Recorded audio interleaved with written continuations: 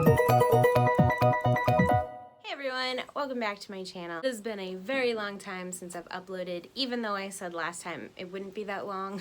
Life just has a way of getting in the way, doesn't it? So today I decided I'm going to do like a collaboration between all of the months that I've missed for monthly wrap-ups, because I do really like to do those. I feel like it's my only time to really talk about the books that I've read and promote them and suggest them to everybody. So this is what we're doing today. I decided not to bombard this whole video with all of the books that I've read in the last 6 months, because that would be ridiculous. And my door is wide open, so if you hear my dogs barking, that's why.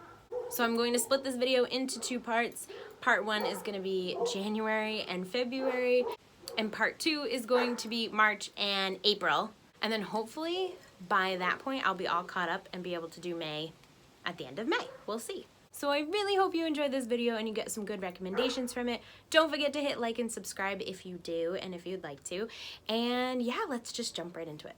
I guess I should also preface this by saying that the reason I haven't done videos in a while is because A, I just started school up again, B, my job is crazy busy, C, we are still planning our wedding that we were supposed to have last year, and then the last thing was I redid my whole book room because we just moved into our home, and I wanted all of my new stuff up and ready to go in a video, and I'm still kind of trying to figure out where, like, what backdrop I want and where I want to be seated when I'm doing videos. So those are all the reasons why, and I just miss doing booktube so much, and I really need to make it a priority of mine, so that's what we're gonna try to do today.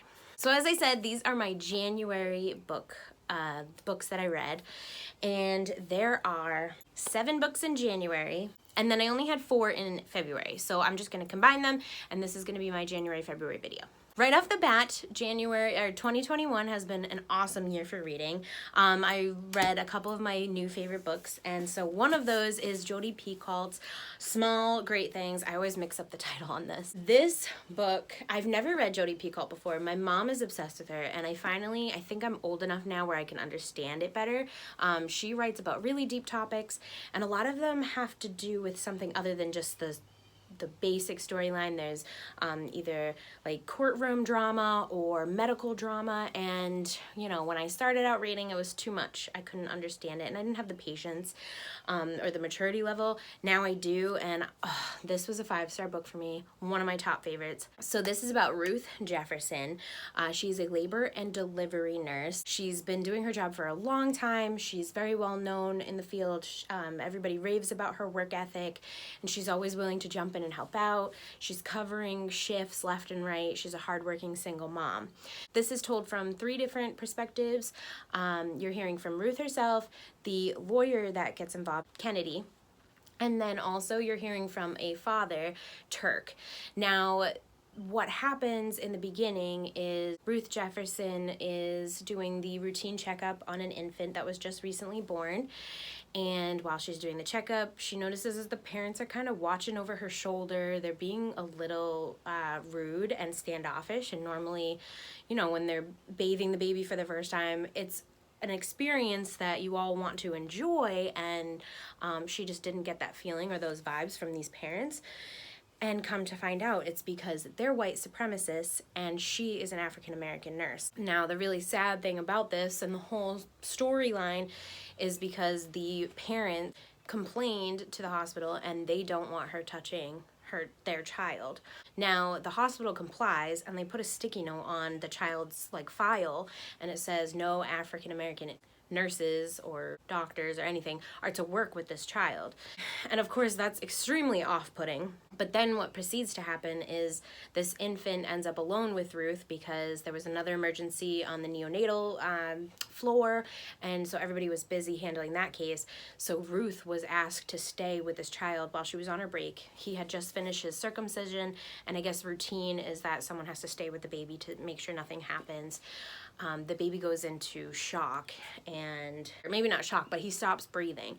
And so Ruth is faced with the judgment call of, do I practice my, ethics and morals in being a nurse, the oath that she promised, or does she follow the request from the parents and not touch the infant. So that's where the story takes off, and it's so heartbreaking but also heartwarming. There's a lot of parts in the book where you're cringing because it's a big part is from Turk, the father. Just like there's many parts of the book that are cringeworthy, but I think it's so important, and it was just so good, and I highly recommend reading this. The lawyer, Kennedy, was a great character, and then Ruth is just such a strong woman, and you feel for her. So I highly recommend this. This was easily a 5-star read for me. I'm definitely putting Jodi Picoult on my TBRs for the rest of the year. I can't wait to read more from her. Now, it's been a while, obviously, because we're talking about January, but the second book that I read in January was My Sister the Serial Killer, and I'm going to butcher this name. I'm so very sorry. Oyinkan Braithwaite. I hope that's somewhat close to it. This book I got this recommendation from Kayla from Books and Lala.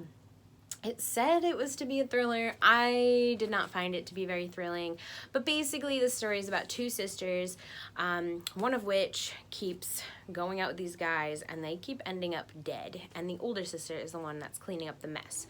This is a very short read, and the chapters themselves are extremely short. They're only like a page or two. It was quick. When you're in a slump, I suggest reading it because you'll just get through it. It wasn't very climatic. It wasn't very suspenseful, so that's where it fell a little short for me. I believe I gave this a 3-star on Goodreads. But like I said, if you're in a reading slump, you need something quick to read to get through. It was an interesting story. Okay, the next one I have found to be very controversial. Either some people love it or some people hate it.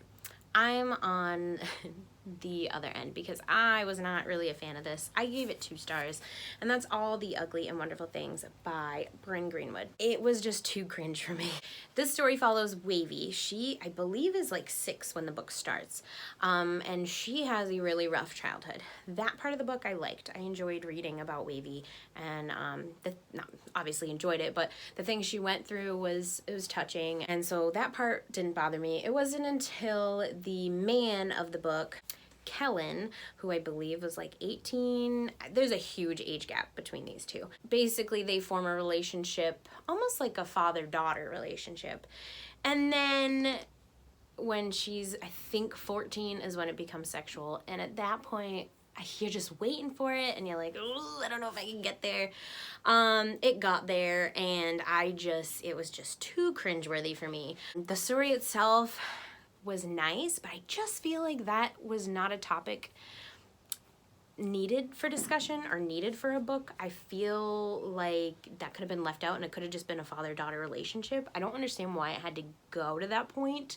And I am all about taboo relationships, but this was just a whole nother level. So I gave it 2 stars just because of the content, or I guess because of the theme. I feel like it could have just been a loving relationship between an older man and a little girl, and it didn't have to get to the sexual, point. So that's where the cringe was just too much for me. Okay, so this next one is another one of my favorites of the year, and that's Grown by Tiffany D. Jackson. Everybody's been talking about this. It's pretty popular. This is about a 17-year-old named Enchanted who is an aspiring singer-songwriter, and she gets the opportunity to go on this little audition show, kind of like American Idol, but it's more local. And this popular singer-songwriter, artist, Corey Fields, shows up to this audition, and everybody's, going crazy over him. He's like the hot new thing at this time, and he pretty much listens to her sing, takes her under his wing, and the rest of the story is about the kind of like the ins and outs of the music industry, the hip-hop R&B industry, and just what goes on when you're an underage artist under the wing of someone very powerful. It's very sad, it's very touching, it's very sometimes upsetting. I believe this is marketed as YA. I appreciate it more as an adult, as a young adult. I think it would have been too hard for me to read it as a young adult, but definitely as an adult I can appreciate it. And I think it's very important to be written about. I think it's a beautiful story. So yeah, this was a 5-star read for me. I highly recommend it. And yeah, I highly recommend reading it if you haven't already. The next two I'm gonna cram together because I strongly disliked them, but wanted to mention them because I read them in January. That's The Kissing Booth and Going the Distance. I only picked these up because I was in a YA, you know, mushy, cute romance. When I was reading The Duff, when I was watching Sarah Burgess' A Loser, I thought I would pick these up and read them. They're nothing, well, they're like the movies, but they're not. Like, the movies is more sweet and innocent, I feel. These, not so much. And then the storyline is a little bit different, I noticed. And there were some big key elements in the books that were different from the movies, which I think the movie did it better, which is very rare. But in this case, I think so. So these are both 2 stars. Actually, this was more like a 1 star. I almost DNF'd it multiple times, but it was such an easy read that I was like, I'll just get it over with. So these are gonna go in my mini library when it opens for my birthday. So yeah, 2 stars, 2 1-stars. Okay, and the last book of January was another 5-star read. So I think we had 3 total. Like I said, it was a very good reading month. And I am so surprised I haven't picked this up sooner because I am in love with it. I love slam poetry. In high school, I was very big into it. I didn't have the confidence or the courage to get up and perform, but I was obsessed with the performers, and we actually did a field trip to see slam poetry at our local museum, and it was just so, it was such a life altering moment and so inspiring.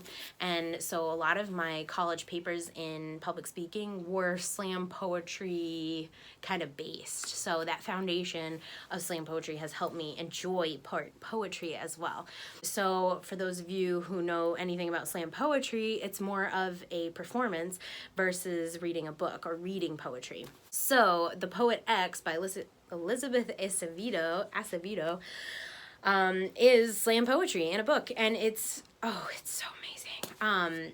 This won multiple awards, and it's about Xiomara, or X, who feels unheard and unable to hide her Harlem neighborhood, but secretly she pours her dreams and frustrations onto the pages of her notebook like prayers. And she's invited to join a slam poetry club, and she does, and she's amazing. The writing is amazing, and I picked up everything she wrote afterwards because I loved it so much. It was such an experience, and if you haven't already read it, I highly recommend the audiobook to go along with it because you really get that performance. All right, we made it to February reads. So like I said, with Elizabeth Acevedo, I loved her writing, so I picked up the next one I could get, and that was with The Fire on High.